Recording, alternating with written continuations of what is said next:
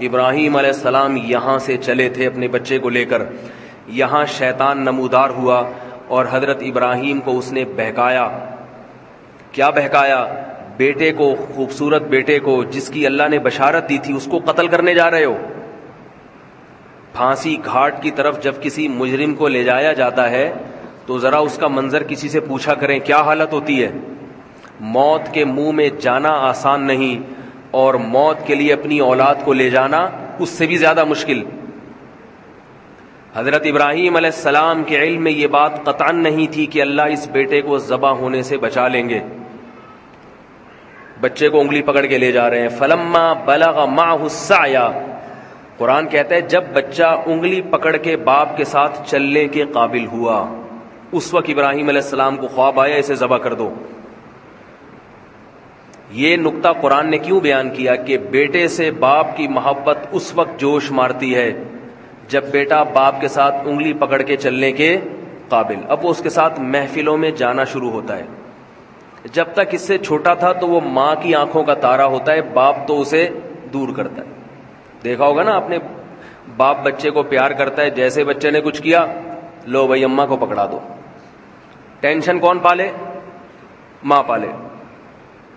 لیکن جب وہ کیا ہوتا ہے، بچہ انگلی پکڑ کے باپ کے ساتھ چلنے کے قابل ہوتا ہے، پھر باپ کی آنکھوں کا تارا بنتا ہے۔ اللہ فرماتے ہیں فلما بلغ معه السعی، جب وہ بچہ انگلی پکڑ کے باپ کے ساتھ چلنے کے قابل ہوا، محفلوں میں جانے کے قابل ہوا، تو اللہ تعالیٰ نے ابراہیم علیہ السلام کو 3 دفعہ خواب دکھایا، عرفہ کے دن اور بقرعید کے دن، اور اس سے ایک دن پہلے 8 ذی الحجہ کو 3 خواب آئے کہ اس بیٹے کو اللہ کے نام پہ ذبح کر دو۔ ابراہیم علیہ السلام جس مقام جب گئے ہیں جہاں چھوٹا شیطان، درمیانی شیطان، بڑا شیطان، یہ چھوٹے بڑے درمیانی نہیں تھے، یہ شیطان ایک ہی تھا۔ لوگ سمجھتے ہیں یہ ذرا کم کوالٹی والا شیطان ہے، یہ تھوڑا سا مہنگا والا ہے، یہ زیادہ بہکاتا ہوگا، یہ تھوڑا سا جاپان سے منگوایا ہوگا یہ والا شیطان، یہ زیادہ خطرناک ہے۔ یہاں 2 غلط فہمیاں ہیں، ان کا ازالہ کر دینا چاہیے۔ ایک تو یہ کہ چھوٹا بڑا شیطان صرف ایک علامت کے طور پہ، کیونکہ وہ تینوں ایک ہی جیسے ہیں تو خلط ملط نہ ہو جائے، یہ اس لیے بیان کیا جاتا ہے۔ دوسری بات یہ کہ وہاں شیطان عملی طور پر موجود نہیں ہے، وہ پتھر ہے جو تبدیل ہوتا رہتا ہے، وہ ایک نشانی ہے پتھر کی، یہاں تھا شیطان، تاکہ رمی کرنے میں آسانی ہو۔ لوگ اس پتھر ہی کو شیطان سمجھنا شروع کر دیتے ہیں۔ سمجھ رہے ہیں بات کو؟ لوگ کیا کرتے ہیں، لوگ سمجھتے ہیں کہ یہ پتھر جو ہے نا یہی شیطان ہے، وہ شیطان نہیں ہے پتھر، بلکہ وہاں شیطان نمودار ہوا تھا حضرت ابراہیم علیہ السلام کو بہکانے کے لیے۔ حضرت ابراہیم نے شیطان کو کنکریاں ماری، کنکریاں، دوبارہ نمودار ہوا، دوبارہ کنکری ماری، تیسری دفعہ نمودار ہوا، تیسری دفعہ کنکری ماری، اور مینا میں اپنے بیٹے کو لے جا کے لٹا دیا۔ فلما اسلما وتلہ للجبین، فرمایا جب دونوں باپ اور بیٹے فرما بردار بن گئے اللہ کے حکم کے سامنے اور لٹا دیا پیشانی کے بل، اللہ تعالیٰ کی طرف سے وحی آئی، وفدیناہ بذبح عظیم قد صدقت الرؤیا، اے ابراہیم تو نے اپنے خواب کو سچا کر دکھایا، اللہ کو تجھ سے تیرا بیٹا ذبح نہیں کروانا، اس بیٹے کی نسل میں تو محمد صلی اللہ علیہ وسلم نے پیدا ہونا ہے، یہ کیسے ذبح ہو سکتا ہے؟ یہ بیٹا ذبح نہیں ہو سکتا، یہ تو دعاؤں سے آپ کو دیا گیا ہے۔ ابراہیم علیہ السلام نے بیت اللہ کی تعمیر کے وقت دعا مانگی تھی کہ میری نسل میں ایسے پیغمبر کو پیدا کر، یتلو علیہم آیاتک ویعلمہم الکتاب والحکمہ، جو تیری آیات ان کو پڑھ کے سنائے اور کتاب و حکمت کی ان کو تعلیم دے۔ اس کی نسل میں اس پیغمبر نے آنا ہے، یہ بیٹا ذبح ہونے والا نہیں ہے۔ سب سے زیادہ برکت اسی بیٹے کی نسل میں ہوگی۔ اس سے پتہ چلتا ہے میرے بھائی، اللہ کے لیے جو قربانی دیتا ہے، جس چیز کی قربانی دے گا اللہ اس کی اسی چیز میں سب سے زیادہ برکت دیں گے۔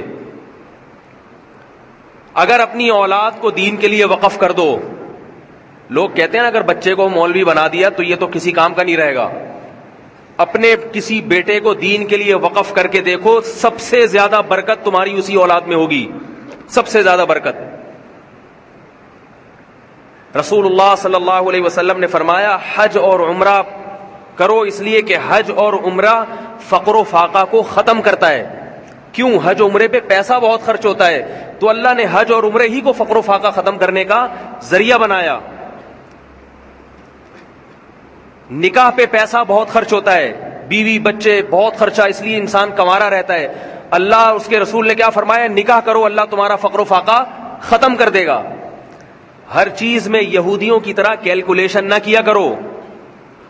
ہر بات میں آج کا مسلمان کیلکولیٹر لے کے بیٹھا رہتا ہے، اتنی تنخواہ ہے، اتنے بچے، ایک اور آ گیا تو ایسا ہو جائے گا، ایک حج کر لیا تو یوں ہو جائے گا، بس وہ کیلکولیشن میں لگا رہتا ہے۔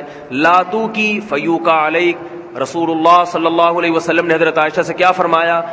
گن گن کے اور روک روک کے خرچ نہ کرو، اللہ بھی تمہیں روک روک کے دینا شروع کر دے گا۔ اللہ بھی پھر یہ دیکھے گا کہ تیرا ایک پیٹ ہے، تجھے 2 روٹیوں کی ضرورت ہے، اتنا کافی ہے بس، باقی مال میں برکت ختم کر دیں گے اللہ تعالیٰ۔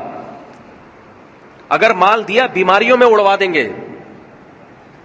10 لاکھ تنخواہ ہے اور 9 لاکھ اس میں سے بیماریوں پہ جا رہا ہے، بچوں کی فیسوں پہ جا رہا ہے، کیا فائدہ ایسی زندگی کا میرے بھائی؟